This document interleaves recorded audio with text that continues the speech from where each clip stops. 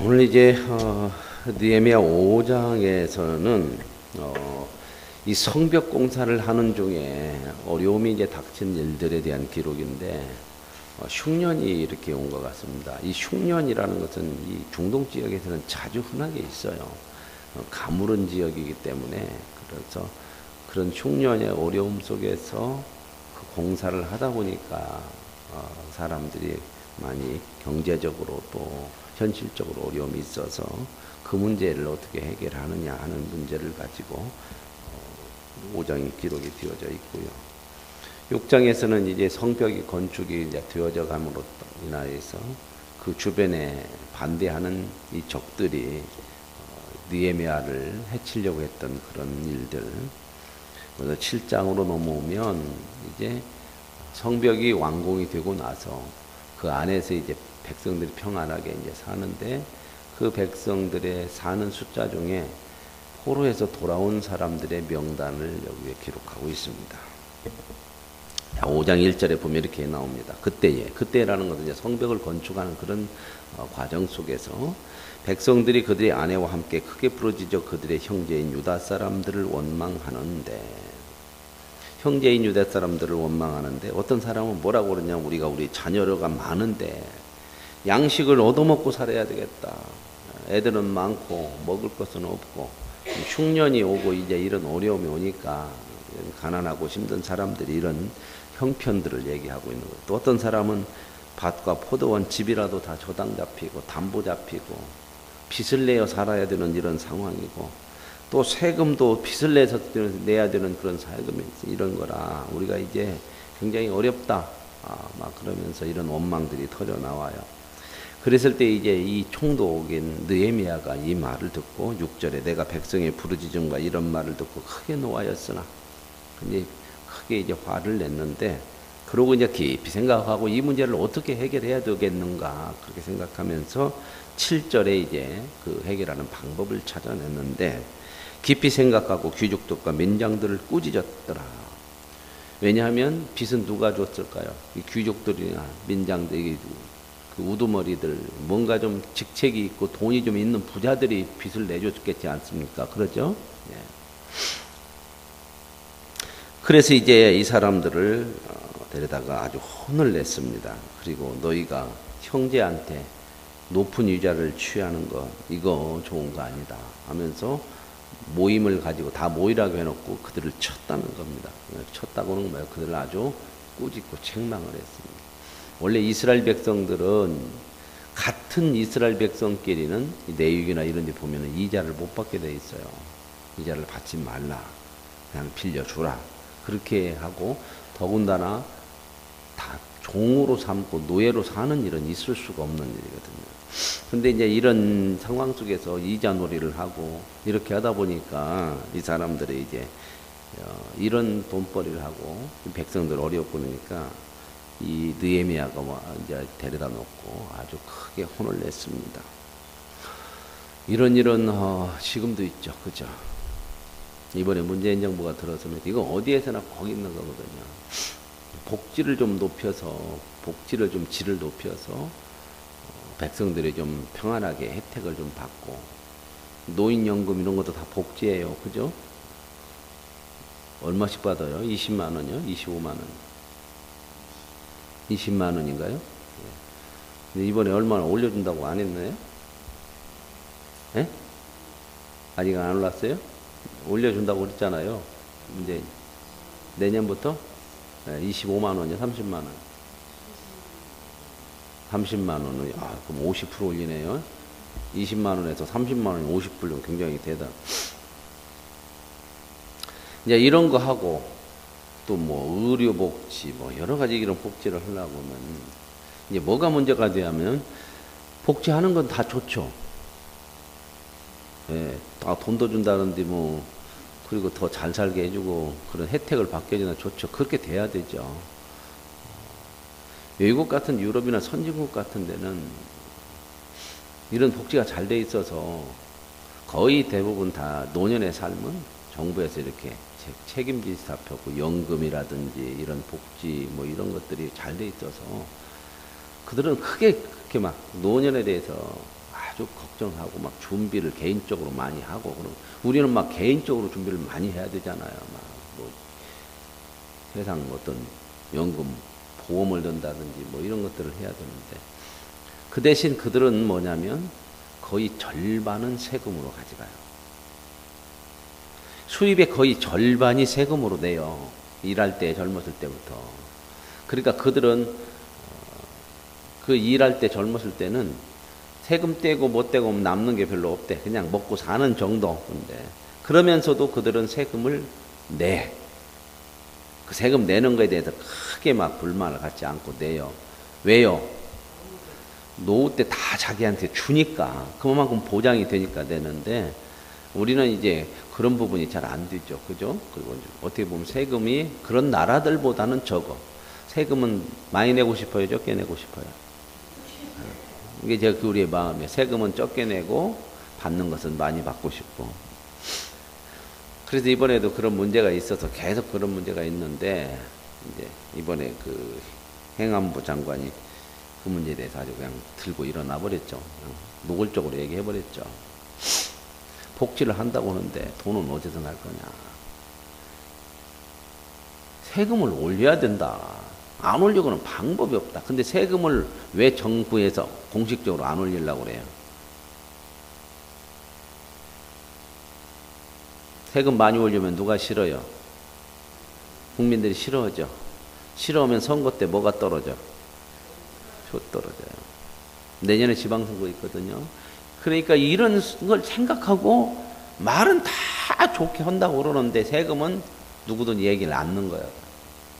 그러니까 이건 현실적으로 안 되는 얘기다. 언제까지 이렇게 할 거냐. 이제는 국민들도 성숙할 만큼 하고 어느 정도 이 정도 이해할 만이 되니까 국민들한테 얘기해서 세금을 더 걷는 걸로 하고 복지를 좋게 하자. 이제 그러면서 이제 조금 더 강조점을 두는 게 일반 국민들한테 세금을 더 걷지만 누구한테 세금을 좀 많이 걷자? 부자들에게.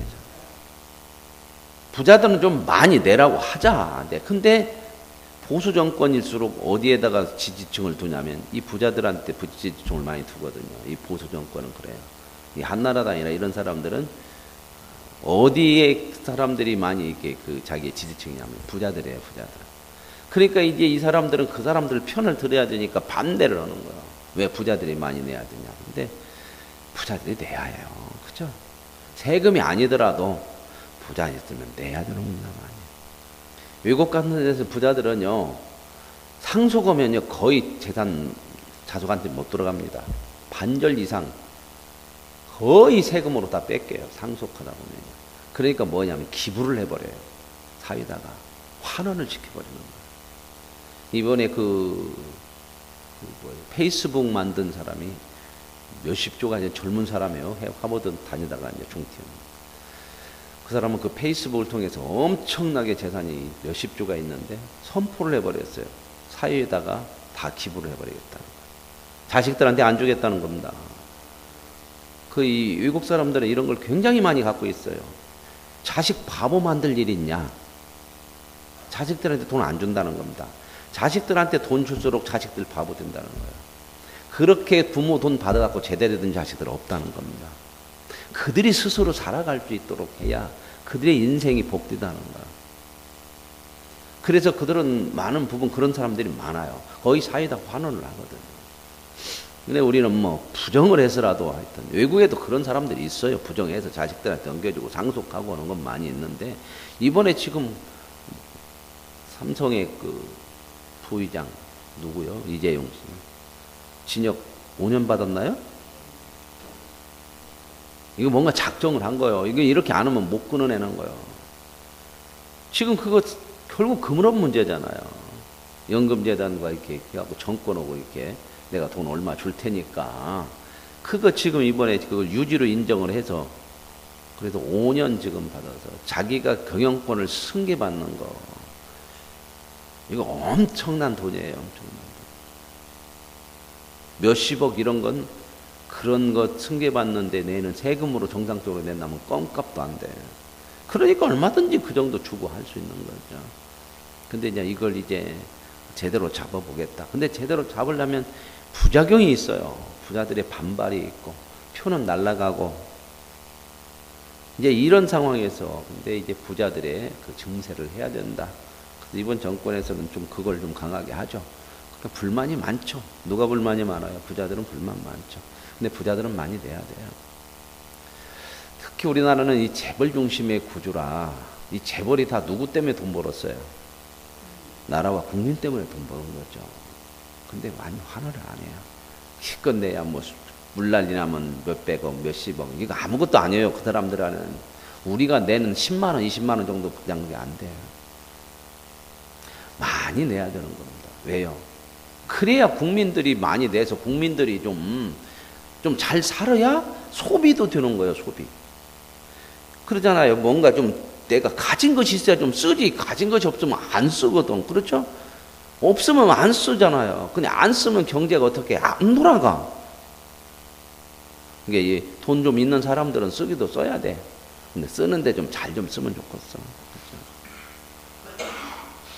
그렇죠? 그래서 이렇게 국민들이 보편적으로 일반적인 국민들도 좀 어느 정도 조금 쓸 수 있는 여유가 있어야 돈을 써야 이게 돌아가거든요. 그러면 쓰면 또 누가 또 돈 벌어?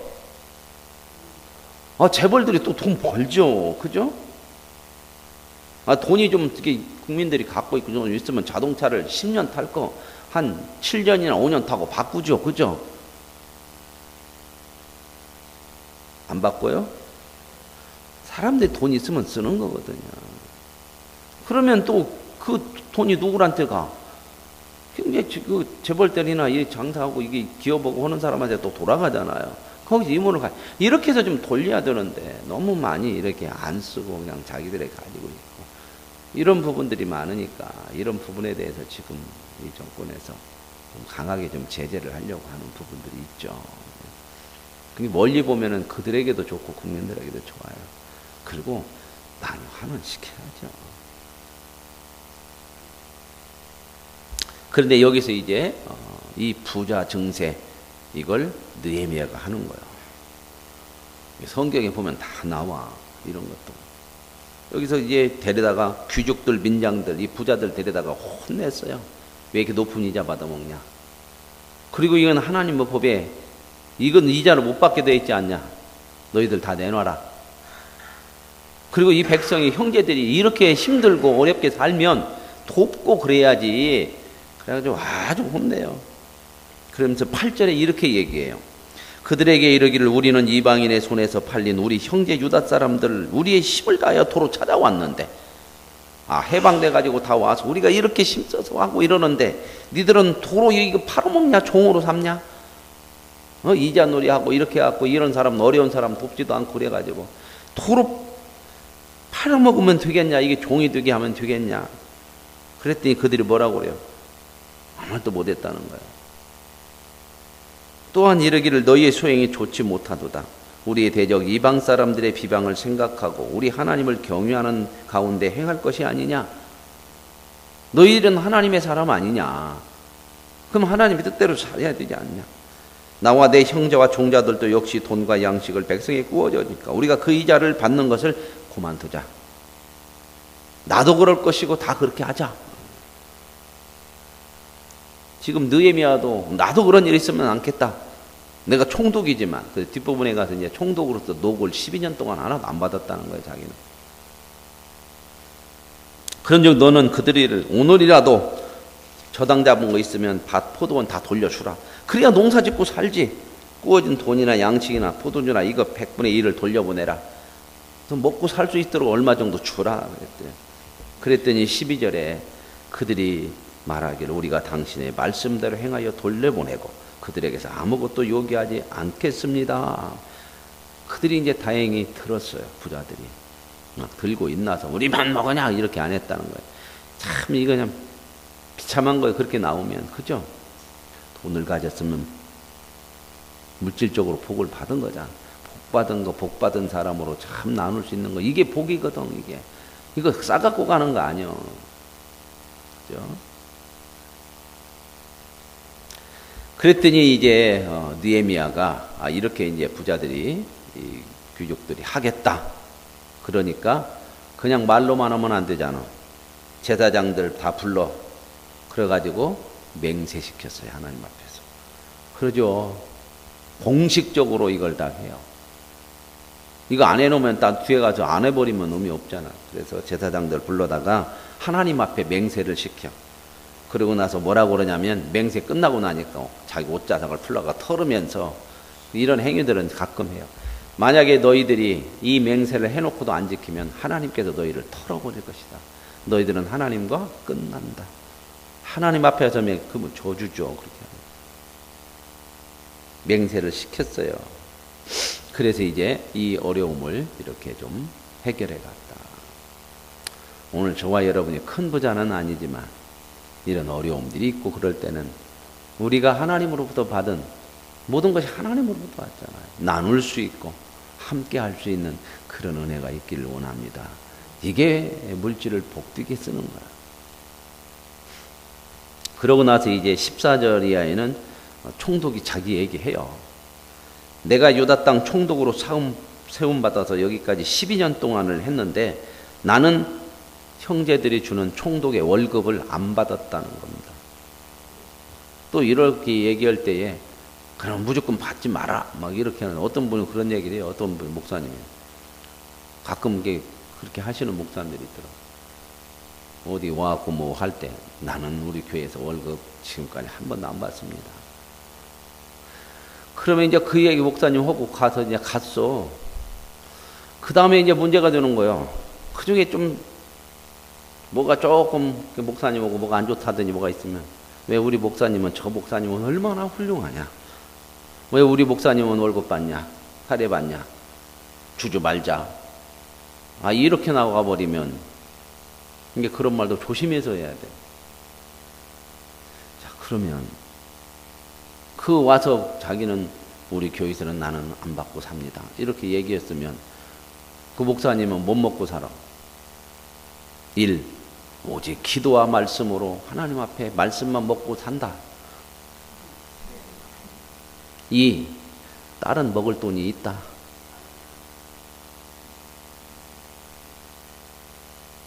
어떻게 생각하시나요?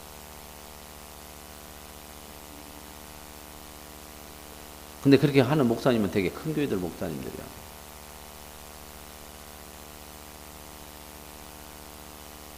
그런 분들은 어떠냐? 안 받아도 살 만큼 생겨. 아시겠습니까? 성도들이 갔다가도 그냥 사례비 아니고도 목사님 뭐 필요한데 쓰셔요.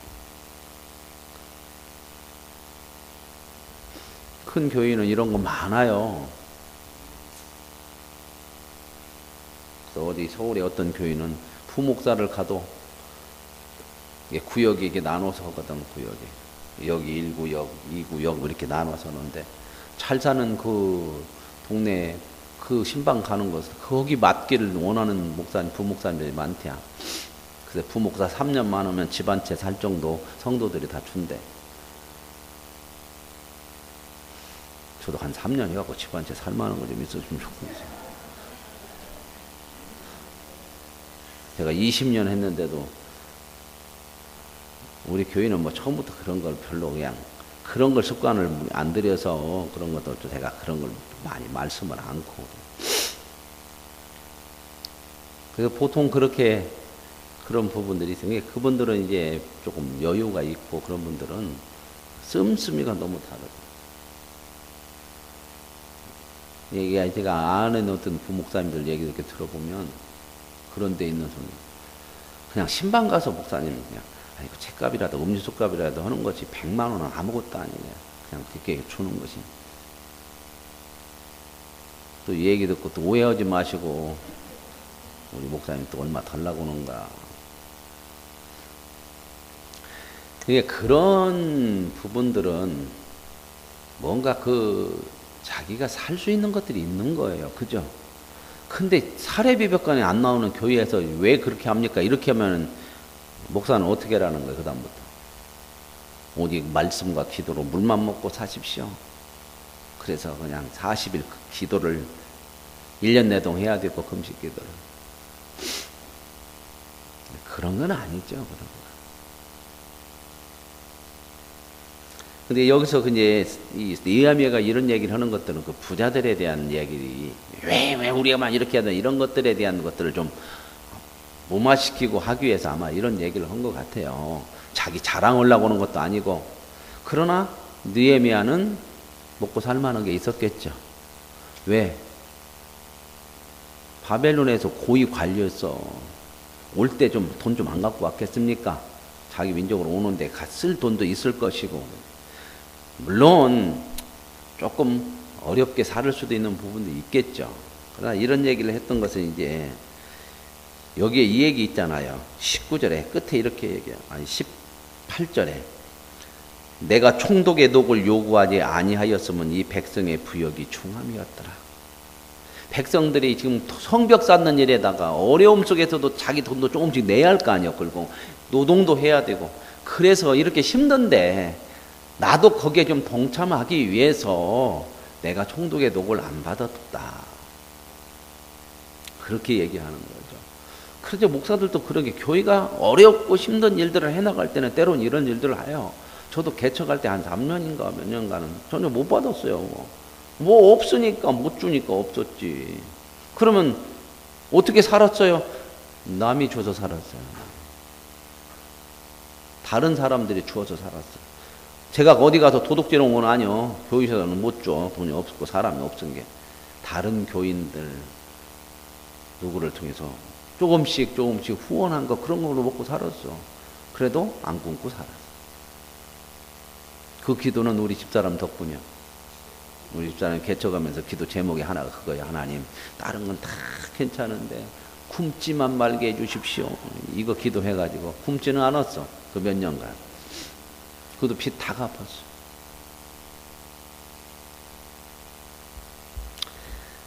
그래서 이제 이 느헤미야는 그랬다는 거예요. 이게 너무 힘든 일인데 백성들도 저렇게 힘들게 같이 하는데, 그래서 그 자기 총독의 녹을 안 받았고 그랬다. 그러고 나서 이제 이 성벽이 빨리 끝났어요.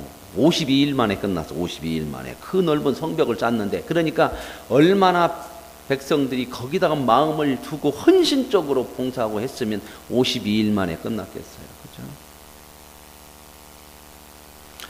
그러고 나서 이제 거의 다 맞춰지고, 그러니까 이제 반대파들, 6장에서는 이 산발랏, 그 사마리아 총독, 또 도비야, 그 밑에 부하, 뭐 여러 사람들이 그냥 막 계속해서 이제 공격을 하고, 근데 느헤미야를 따로 만나자고 몇 번을 전가를 보내는 거예요. 너 사람들의 손을 보니까 별로 안 좋은데 우리하고 만나고 얘기를 해야 되겠다. 그런데 만나자고 해놓고 죽이려고. 그래서 느헤미야가 이걸 알았어. 그래가지고 계속 안 가. 그랬더니 또 편지를 써서 보냈는데, 편지는 보통 비밀 문서 같은 거 딱 붙여갖고 보내야 하잖아요. 근데 붙이지도 않고 보여지게. 그래갖고 편지 갖고 오는 사람이 다 읽어봐가지고 알 수 있도록. 왜 그랬느냐? 소문내게 하려고. 그 편지에다는 뭐라 했냐면 이렇게 편지를 썼어요. 네가 이 성벽 건축하고 나서 독립해가지고 네가 왕이 되려고 그러면 지금 어느 나라에 반역하는 거야? 바벨론에 반역하는 거잖아. 총독으로 세웠는데 독립해갖고 이렇게 하려고는 소문이 파다하다. 너 이제 그러면 큰일 난다. 그러니까 우리하고 만나서 얘기해야 되지. 이거 뭔가 해결해야 되지 않겠느냐. 그런데 그것도 이제 알죠. 거지는 안 가요. 그때 갔으면 죽죠. 그랬더니 또 이 사람들이 예언한다는 사람들을 예언자들을 시켜가지고 돈 주고 누명록에서 너 하나님이 이렇게 예언했는데 너 그렇게 하면 안 된다. 이렇게 모함하고. 그러고 나서도 안 되니까 이제 그 유대인 중에 하나의 그 스마야라고 하는 사람이 갑자기 안 나타나. 그래서 왜 그런가 하고 느헤미야가 가봤더니 이 사람이 뭐라고 그러냐면, 나도 죽이고 당신도 죽인다고 그러니까 저 사람들이 우리 빨리 성전에 들어가서 요소에 들어가고 깊숙한 곳에 숨어 있자. 근데 이 성전은 아무나 들어가는 게 아니오. 제사장들이나 요소나 이런 데는 제사장들이나 들어가는 거지. 그런데 이제 야, 너무나고 죽게 생겼으니까 거기에 딱 숨자. 그랬더니 느헤미야가 나 같은 사람이 뭔데 들어갈 수 없는 그 지역에 살겠다고 들어가냐. 그건 하나님 앞에 범죄다. 왜? 이 사람도 뇌물 먹었어. 그래가지고 느헤미야를 해치려고 이 사람들하고 작당해가지고 했다는 것을 알게 되죠. 여기에서는 누가 알게 하셔요? 하나님께서 이 느헤미야를 보호하시는 거죠. 그래서 결국은 이런 어려움도 다 피하고 나서, 그러고 나서 이제 성벽 공사가 52일 만에 끝났다고 15절에 나와요. 그런데 17절에 보면 또 유다의 귀족들, 아까 그 혼났잖아요. 귀족들이나 있는 사람들. 이 사람들 중에 또 많은 사람들은 이렇게 모함하는, 자기의 모함하는 사람하고 같이 또 연결된 사람들이 많았다는 거죠. 자, 맹세는 하기는 해도요, 싫어, 좋아. 느헤미야가 싫지. 자기들에게 돈을 많이 내라고 하니까 싫잖아. 적이 돼. 세상은 그래요. 저와 여러분은 이렇게 적이 되는 마음으로 하지 말고 하나님 앞에 드리는 그런 믿음으로 살아갈 수 있기를 원합니다. 그래서 귀족들은 이렇게 또 느헤미야를 싫어하는 그런 모습들이 있었지만, 그러나 하나님의 역사로, 은혜로 성벽이 52일 만에 끝나요. 정말 저는 이걸 읽으면서 깜짝 놀랐어요. 그 엄청난 성벽을 52일 만에 끝낸 거야. 방해도 있고 그렇지만 이게 뭐야? 이마만큼 이 백성들이 느헤미야를 중심으로 헌신했다는 겁니다. 저와 여러분이 우리 교회 건축도 있는데 제가 늘 그 말씀 드리잖아요. 건축 준공과 더불어 봉헌했으면 좋겠다. 정말 우리가 평생 한 번 할 거 헌신하고, 그래서 하나님께서 이 일을 이루신 것들을 우리가 모두 함께 보고 기뻐하고 하나님 앞에 영광이 되어지는 그런 건축이 됐으면 얼마나 좋을까. 그런 마음으로 기도하고 있습니다. 온 성도들이 함께 한 마음으로 기도하시고 헌신하면 능히 이루실 줄로 믿습니다. 그래서 이제 이렇게 하고 이제 건축 끝났어요. 그러나 7장에서는 이제 다 건축하고 나서 이제 끝나고 나니까 지금 포로에서 돌아온 사람들이 누군가 하고 이제 명단을 작성해서 쭉 그 돌아온 사람들, 왜요? 이 사람들이 다 이 일을 이루었잖아요. 그래서 이 돌아온 사람들의 이름을 쭉 여기다 써서 돌아온 사람들 전부 다 그 지파대로, 그 가문대로 다 써서 이렇게 나와요. 그래서 이렇게 나오고 그 사람들의 이름 있는데, 그러고 나서 70절 이하에 보면 어떤 족장들은 역사를 위하여 보조하고, 그 역사가 뭐죠? 성벽을 건축하는데 또 얼마를 이렇게 자기들이 다 내 가지고 한 거죠. 그죠? 그래서 다 이렇게 했더라. 그래서 이 일을 잘 마치고 이 73절에 이와 같이 제사장들과 레위 사람들과 문지기들과 노래하는 자들과 백성 몇 명과 느디님 사람들과 온 이스라엘 자손이 다 자기들의 성읍에 거주하였느니라. 이제는 성벽이 다 둘러쳐졌으니까 안전해졌잖아요. 그래서 자기들의 성읍에 거주했더라. 오늘 저와 여러분이 하나님 앞에 헌신하고 하나님을 향하여서 우리의 믿음으로 사는 고백들을 통해서 우리의 삶이 평안해지고 하나님의 은혜 가운데 살아가는 복 있는 삶이 되어지시길 원합니다. 하나님 아버지 감사합니다. 참 힘들고 어려운 가운데서도 성벽을 건축을 시작했고, 그 성벽이 건축하면 많은 반대와 공격이 있었음에도 52일 만에 온 백성들이 느헤미야를 중심으로 헌신하여서 52일 만에 기적과 같이 성벽을 이루었습니다. 세웠습니다. 그리고 성벽이 세워지니 백성들이 평안히 살 수 있게 되었습니다. 하나님, 주 앞에 헌신하는 자들에게 주시는 평안한 삶을 우리도 누리게 하옵소서. 예수님의 이름으로 기도합니다. 아멘.